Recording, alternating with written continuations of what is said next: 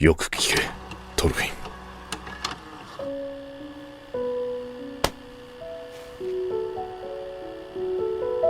お前に敵などいない。This single scene made me realize I like to ponder. The single moment rarely just captures all that I love about creative projects and well-written characters. So get comfortable, because things are about to get deep. Finland Saga is far from the only thing that makes me ponder. Evangelion is my other favorite example of a creative throwing out all of their emotions and ordering it in a way that just makes you think. Others are Attack on Titan, Cowboy Bebop, Death Note, and Code Geass. I have wondered what the common denominator between all of them is. Why did I love these shows? Well, finally, my search ends.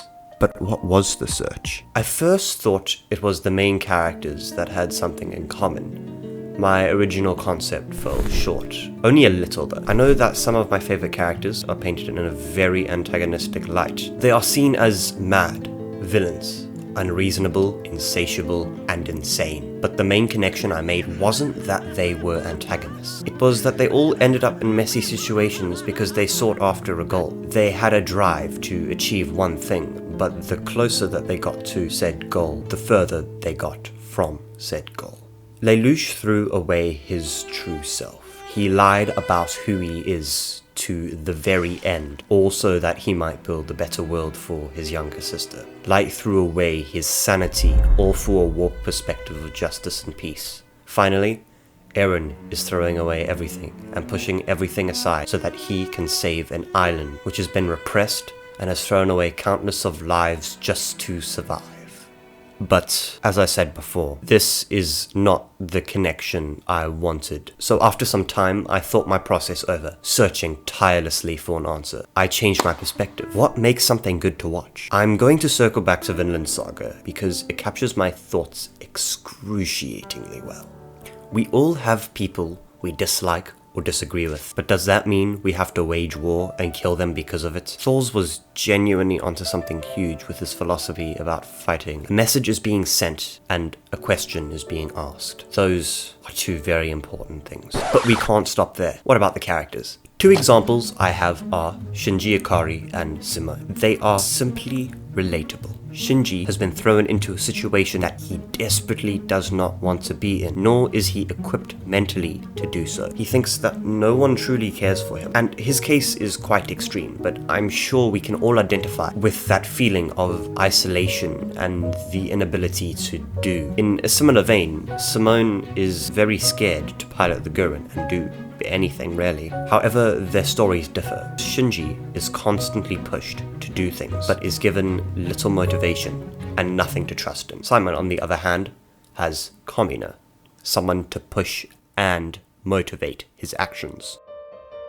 You can always tell when a creator truly cares about their work. The thing that made Evangelion popular is that it was so different and a concept that people struggled to wrap their heads around. Attack on Titan is good because every detail has been planned and is referenced right back to the first episode. But in terms of breaking the rules, there is no better example than My Dress Up Darling.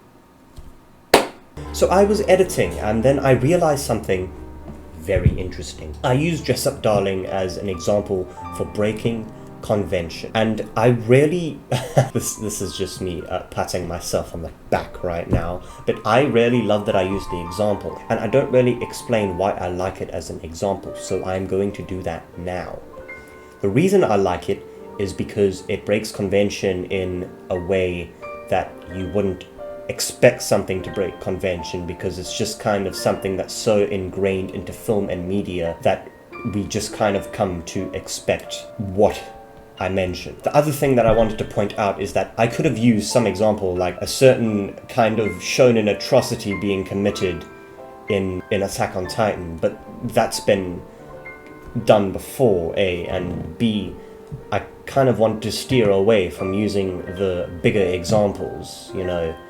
We don't always need to use the most prime and popular example to kind of convey a message. So I'm gone now. The way it does this is by removing traditional gender roles that are seen throughout media and particularly Hollywood productions. The fact that Gojo can sew is more than enough proof for me. This unique story really left a bit of a mark on my perception of the different directions that creative media could take, but is honestly too afraid to take. Anything that requires creative energy is a leap of faith. You could take that leap and end up with Cyberpunk Edge Runners or Spider-Man Into the Multiverse. Or you can do what supposedly worked well before and end up with Minions 2. So the lesson that I think we should learn here is that if you want to do something, care about it.